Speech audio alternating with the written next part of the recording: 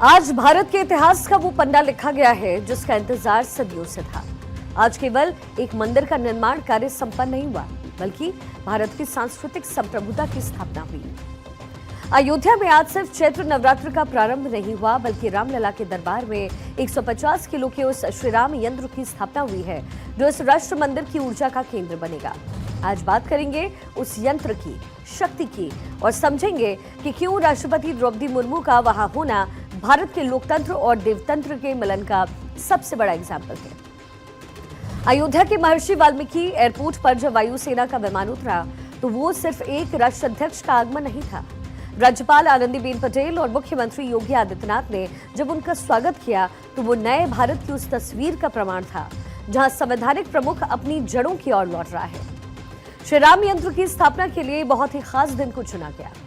हिंदू नववर्ष और चैत्र नवरात्र के पहले दिन राम मंदिर में श्री राम यंत्र स्थापित हुआ। सुबह 11:55 पर अभिजीत मुहूर्त में इस दिव्य यंत्र का विधिवत पूजन राष्ट्रपति ने खुद किया।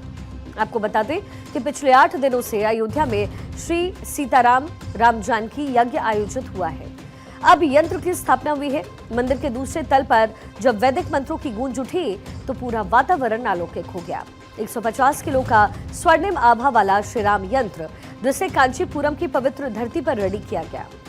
राष्ट्रपति ने जब इस यंत्र को अपने माथे से लगाया तो वो दृश्य करोड़ों राम भक्तों की श्रद्धा का चरम बिंदु था। इस मौके पर राष्ट्रपति ने कहा, अयोध्या में प्रभु श्री राम ने जन्म लिया। इस पवित्र भूमि पर कदम रखना मेरे लिए सौभाग्य की बात है। भगवान राम ने अपनी जन्मभूमि को स्वर्ग से भी बढ़कर बताया। अयोध्या नगरी सभी राम भक्तों के लिए भी सबसे अधिक प्रिय है। प्रभु श्री राम ने जिस अयोध्या नगरी में जन्म लिया, उसकी पवित्र धूलि का स्पर्श प्राप्त करना मेरे लिए अत्यंत सौभाग्य की विषय है। स्वयं प्रभु श्री राम ने अपनी इस जन्मभूमि को स्वर्ग से भी श्रेष्ठ बताया था। जननी जन्मभूमिश्च स्वर्गादपि गरीयसी। अब आप समझिए कि ये श्री राम यंत्र क्या है और इसकी जरूरत क्यों थी। सनातन परंपरा में किसी भी मंदिर की पूर्णता उसके यंत्र से होती है। जैसे शरीर में आत्मा होती है, वैसे ही मंदिर में यंत्र उसी पूरी ऊर्जा का स्रोत होता है। अब राम यंत्र के बारे में डिटेल में जानिए। राम यंत्र को कांचीपुरम यानी तमिलनाडु स्थित मठ में रेडी किया गया और इसके बाद इसे कांचीपुरम से तिरुपति यानी आंध्र प्रदेश लाया गया। फिर रथ यात्रा के जरिए 10 दिन पहले इसे अयोध्या पहुंचाया गया। राम यंत्र का वजन 150 किलो है। इस पर सोने की परत भी चढ़ाई गई है। सीएम योगी ने खुद यंत्र स्थापना की इस पूजा का वीडियो शेयर किया, जिसमें राष्ट्रपति द्रौपदी मुर्मू हाथ में एक पात्र लिए हुए नजर आती है। उसमें दूब घास समेत अन्य पूजन सामग्री रखी है। दूसरी तरफ मंदिर के पुजारी लगातार मंत्रोच्चारण कर रहे थे और इसी बीच राष्ट्रपति ने पूजा के पात्र को अपने माथे से लगाया। इसके बाद इस पात्र को पुजारी ने ईश्वर के चरणों में अर्पण कर दिया। गोल्डन रंग का दिखने वाला ये राम यंत्र देखने में बहुत ही दिव्य और अद्भुत है। राम मंदिर के इस दिव्य और खास मौके पर सीएम योगी समेत अन्य गणमान्य अतिथि मौजूद रहे। आपको बता दें, राष्ट्रपति द्रौपदी मुर्मू ने यंत्र स्थापना के बाद भगवान राम के दर्शन भी किए। श्री यंत्र स्थापना के बाद कार्यक्रम को संबोधित करते हुए राज्यपाल आनंदीबेन पटेल ने चैत्र नवरात्र की शुभकामनाएं दी और इस अवसर पर उन्होंने कहा कि प्रभु श्री राम का मंदिर अब एक राष्ट्र मंदिर बन चुका है। ये हमारे लिए अत्यंत गौरव का पल है। ये सौभाग्यशाली पल करोड़ों राम भक्तों के संघर्ष और बलिदान के कारण संभव हो पाया। आज अयोध्या वैश्विक चेतना का केंद्र बन चुकी है। अयोध्या भूमि आस्था, श्रद्धा और सनातन संस्कृति की अनंत धारा का जीवंत प्रतीक है, जहां प्रत्येक कण में मर्यादा, धर्म और आदर्शों की सुगंध व्याप्त है। यह वही भूमि है जहां आस्था इतिहास बनती है, जहां श्रद्धा संस्कार बनती है और जहां भक्ति राष्ट्र की चेतना में परिवर्तित हो जाती है। जब हम अपनी आस्था से जुड़े रहते हैं, जब हम अपनी जड़ों को थामे रखते हैं, जब हम स्वाभिमान के साथ अपनी विरासत का संरक्षण करते हैं, तब केवल हमारी संस्कृति ही नहीं, हमारी सभ्यता की जड़ें भी अटल और अडिग हो जाती है। मुख्यमंत्री योगी आदित्यनाथ ने आज उन लोगों को आईना भी दिखाया जिन्होंने कभी इस आस्था को अंधविश्वास कहा। उन्होंने क्लियर कर दिया कि आज राम मंदिर के निर्माण के साथ ही 500 वर्षों का जो संघर्ष है वो परिपूर्ण हो चुका है। जो दुनिया में कहीं नहीं हुआ, 500 वर्षों के बाद जो आस्था 500 वर्षों तक निरंतर बनी रही, तमाम विप्लव को झेलती रही, संघर्षों पर संघर्ष का मुकाबला करती रही, लेकिन वह आस्था कभी रुकी नहीं, कभी डिगी नहीं, कभी झुकी नहीं। वह संघर्ष, वह सत्ता किसी की भी रही हो, वह सत्ता के खिलाफ वह संघर्ष जो इस आस्था को अपमानित करती थी, उसके खिलाफ इस संघर्ष निरंतर जारी रहा।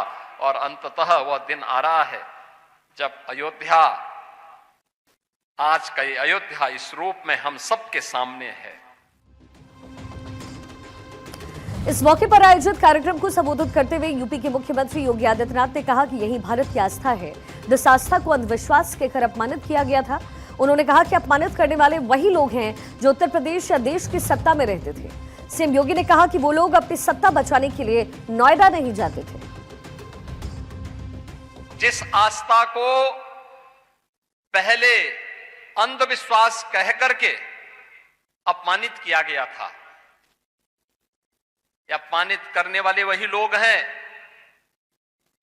जो उत्तर प्रदेश या देश की सत्ता में रहते थे। अपनी सत्ता को बचाने के लिए वे नोएडा नहीं जाते थे। वह उनके लिए अंधविश्वास और रूढ़िवादी नहीं था। लेकिन राम मंदिर की बात करना, काशी में काशी विश्वनाथ धाम के निर्माण की बात करना और कृष्ण कन्हैया के मथुरा वृंदावन की बात करना उनके लिए अंधविश्वास का पर्याय था। सीएम योगी ने कहा कि उनके लिए वो अंधविश्वास और रूढ़िवादी नहीं था, लेकिन राम मंदिर की बात करना, काशी विश्वनाथ धाम के निर्माण की बात करना, कृष्ण कन्हैया के मथुरा वृंदावन की बात करना उनके लिए अंधविश्वास का पर्याय था। सीएम योगी ने कहा कि ये प्रभु श्री राम का केवल मंदिर ही नहीं है, ये भारत के राष्ट्र मंदिर का प्रतीक बन गया है, राम राज्य की आधारशिला भी है। उन्होंने कहा कि आज आपको भारत के अंदर देखने को मिल रहा होगा रामराज बैठे त्रिलोका, हर्षित भय गए सब शोका।